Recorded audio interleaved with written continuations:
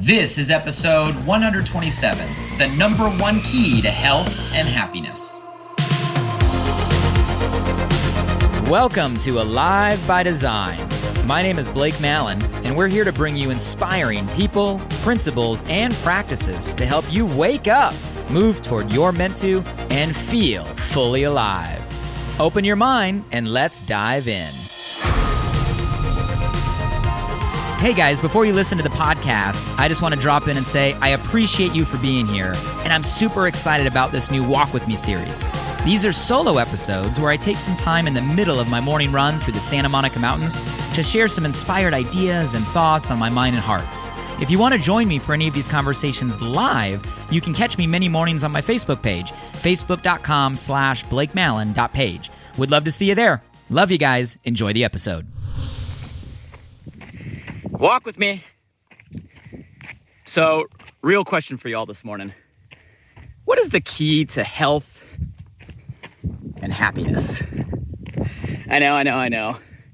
It's like one of those metaphorical questions.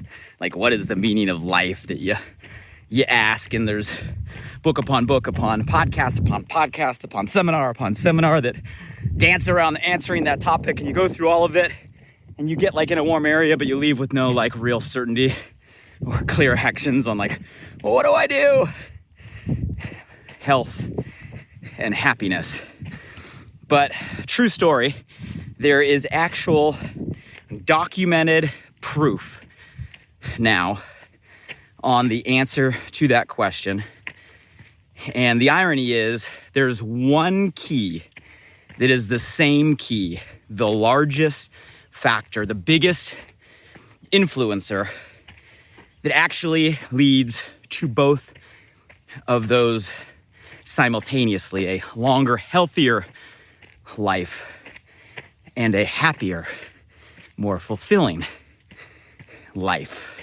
I know you guys are like, okay, Blake, give it to me. What's the key? I think I've heard this before. Maybe I haven't. I want to know. But I do want to talk about that. There actually was a study done by Harvard that's been running nearly 80 years, actually one of the longest running studies on human life in the history of the planet.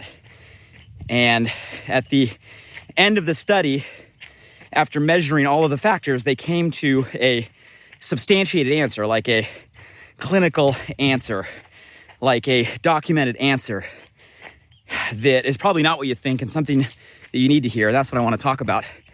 Today's conversation is going to be a meaningful one because it's something that I think all of us can benefit. Because let's be real. At the end of the day, what do we want?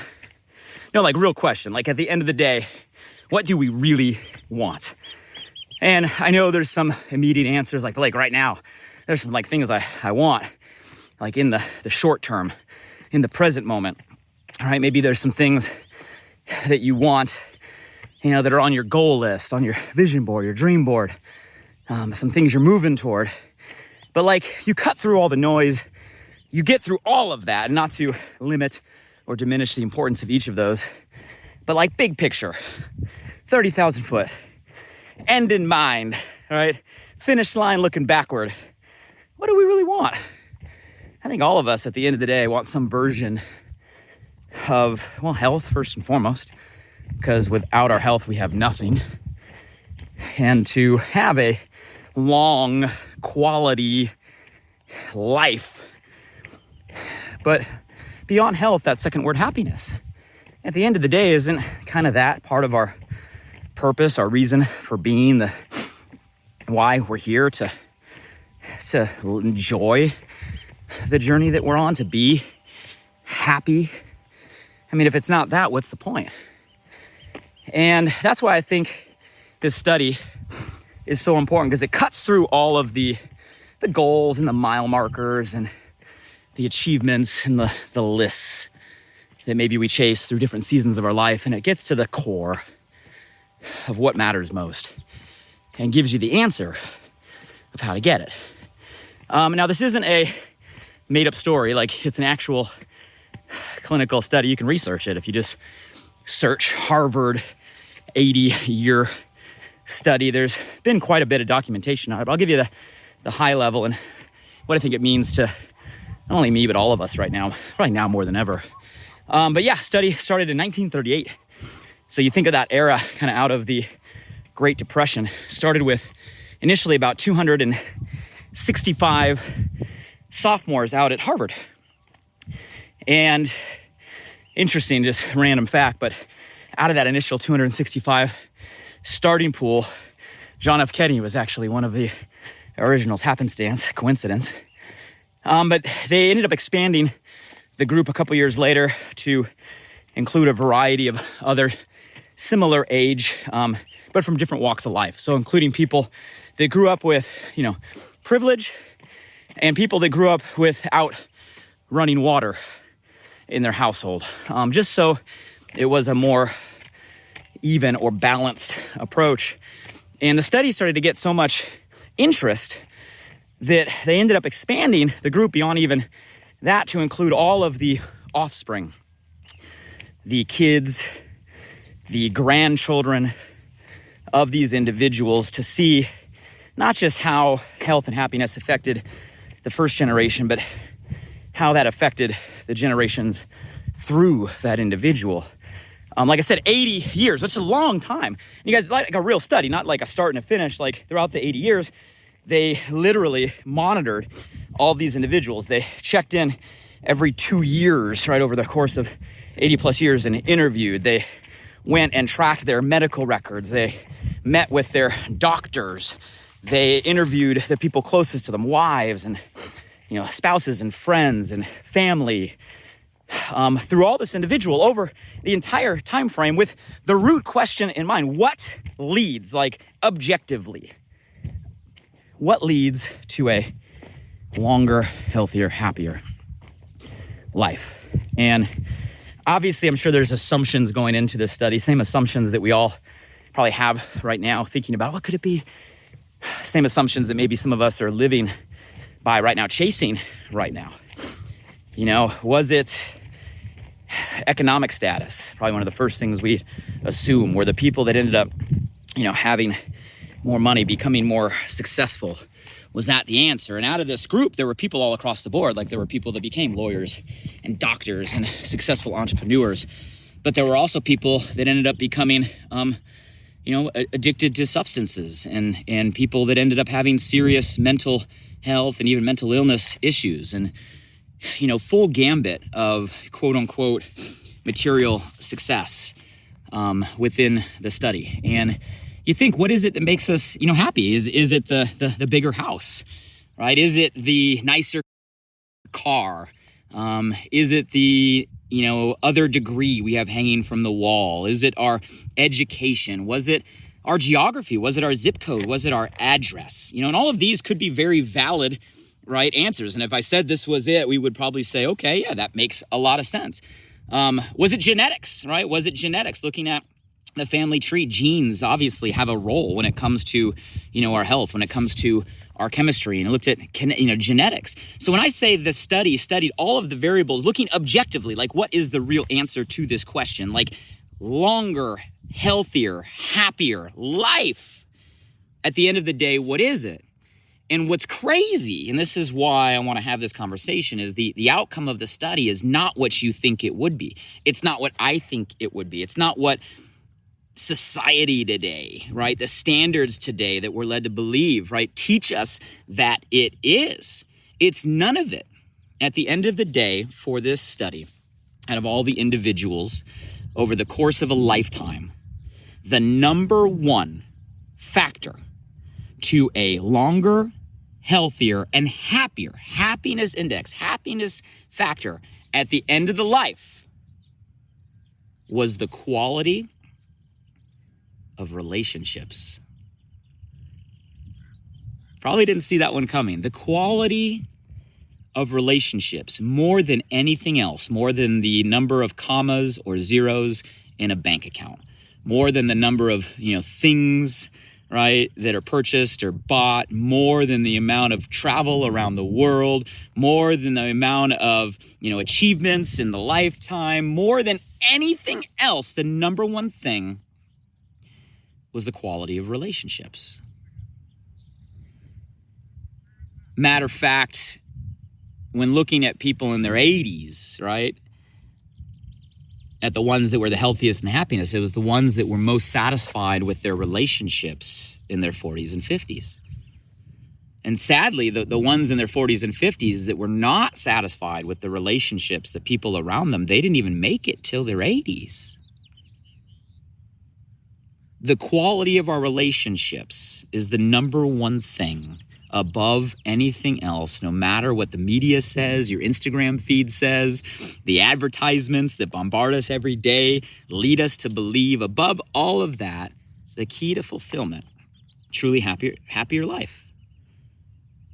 And not just happiness, but actual longevity, living longer, comes down to the relationships around us.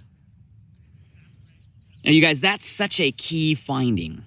Now, don't misunderstand me, all right? This isn't a anti-thing conversation. I'm a goal setter. I'm an advocate of goal setting. I'm an achiever. I know what it means to be the achiever out there. And there's nothing wrong with the mile markers, right? There's nothing wrong with nicer cars. There's nothing wrong, with living in an area that you love and that you feel safe in, or a community you feel like you belong to. There's nothing wrong with traveling the world. There's nothing wrong with all of these things. And a matter of fact, there can be benefit to the material things, right? Money is a factor today. It's what drives our economy. It's how we live. It opens up means. And having more of it can give you access, right? Having influence can give you a platform to make an impact, right? All of these things, don't misunderstand me, they're not bad. I'm not saying they're evil. And there's nothing in the study that said that they were bad or evil. It just said it's not the answer to health and happiness long term.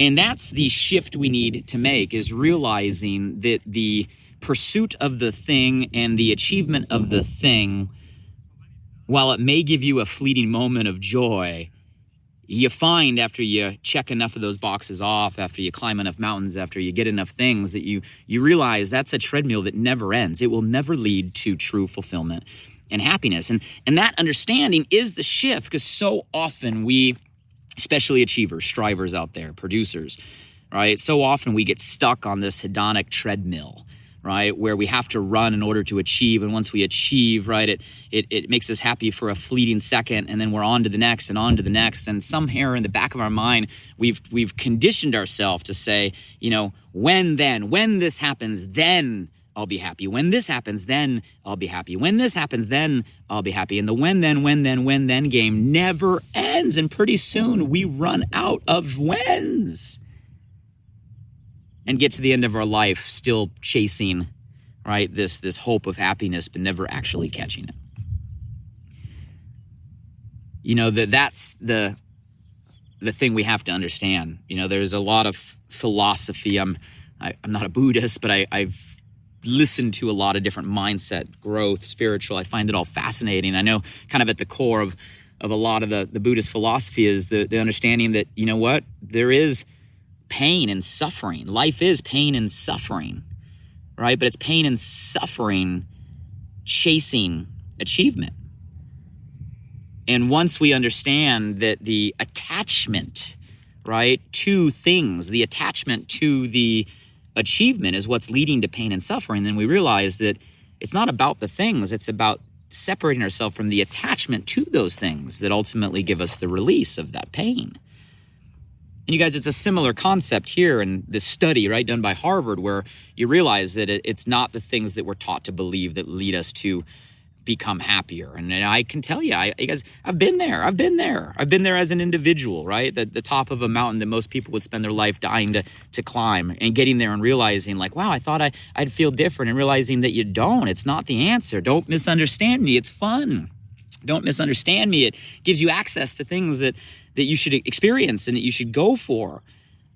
But hear me in what I'm trying to get across. That is not the answer if you're looking for the fulfillment side of things, the happiness side of things. It's not, and I know people that have achieved heights well beyond anything I've ever done, right? A level of success and finance and fame and, fortune. And the answers are the same. It doesn't matter how high the mountain you climb. it doesn't give you the feeling of fulfillment. And, the irony is at the core, it's something that doesn't cost a thing. It just takes a heart and some intention. It comes down to the relationships of the people around us. Now, when I say relationships, I mean relationships. Yeah, I mean anybody that's, a spouse or a significant other. Obviously, that's the person that we spend most of our life with is such an important piece, but it's not the only piece. I'm talking our family unit, all right? The people around us that are our family, maybe family by blood or maybe family by friendship, right? How many of you guys have close friends you consider family, right? That friendship circle, that circle that is there for you. Even beyond the circle, it's why I think community today is more important than ever. I go on to say that community is today's currency.